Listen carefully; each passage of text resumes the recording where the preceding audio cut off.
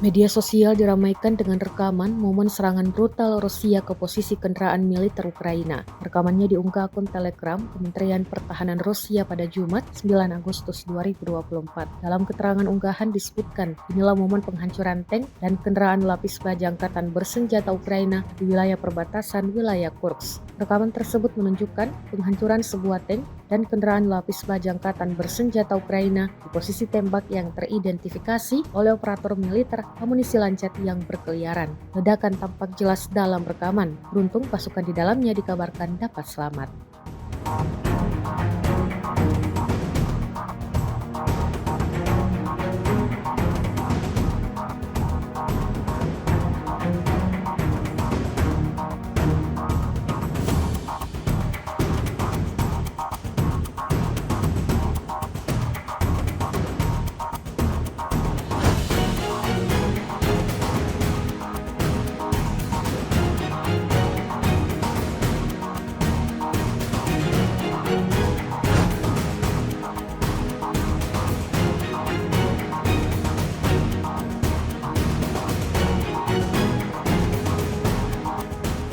Download Tribun X sekarang, menghadirkan lokal menjadi Indonesia.